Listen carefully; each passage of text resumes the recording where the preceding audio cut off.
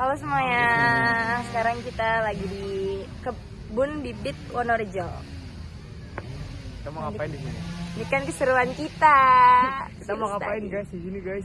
Ya. Kita mau mengidentifikasi permasalahan apa aja yang ada di Kebun Bibit Wonorejo, kayak misalnya sampahnya, terus tanaman-tanamannya dan lain-lainnya. Baik, perkenalkan nama saya Mustika Ramadan dengan NIM 16525 1062. Perkenalkan, nama aku Alifa Deswanti Rizkiana dengan NIM 18525 1061. Perkenalkan, nama aku Nurul Muzayana Zaidah dengan NIM 162251064. Perkenalkan, nama saya Kena Fisa dengan NIM 165251064. Perkenalkan, saya Muhammad Raka Putra Mariadi dengan NIM 186251083. Perkenalkan, nama aku Hakim Bahan Fauzi, NIM 146251100. Dadah. Kebun Bibit Wonorejo adalah salah satu ruang hijau penting di Surabaya yang mulai dikembangkan pada awal tahun 2000-an sebagai bagian dari program besar penghijauan kota.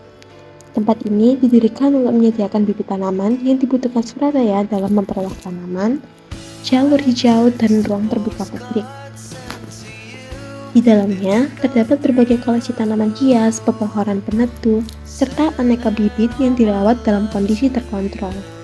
Proses pembibitannya dilakukan secara berurutan, mulai dari penyemaian biji dan stek, pemindahan ke polybag, hingga perawatan harian.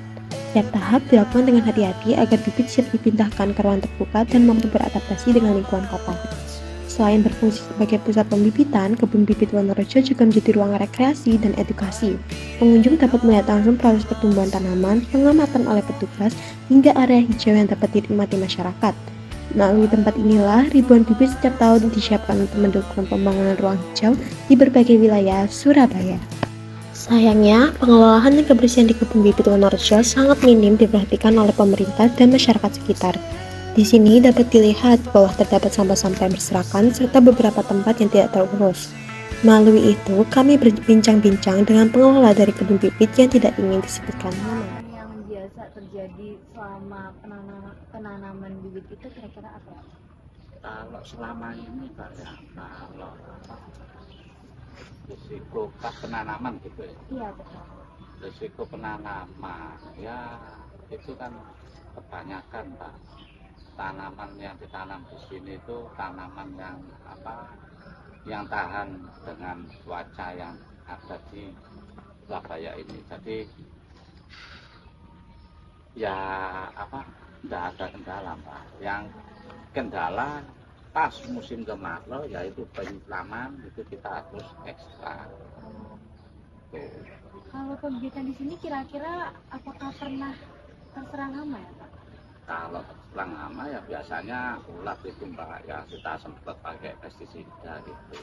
Contohnya biasanya tapang kencana itu kan ulatnya kecil-kecil hijau gitu.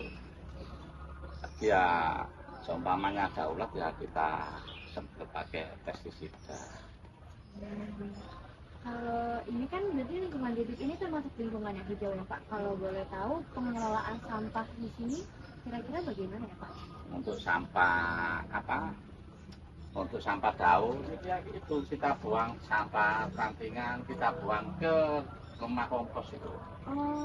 Nah, setelah ada rumah kompos nanti diolah, hasilnya komposnya bisa jadi bisa semua taman yang ada di Surabaya itu bisa ngambil.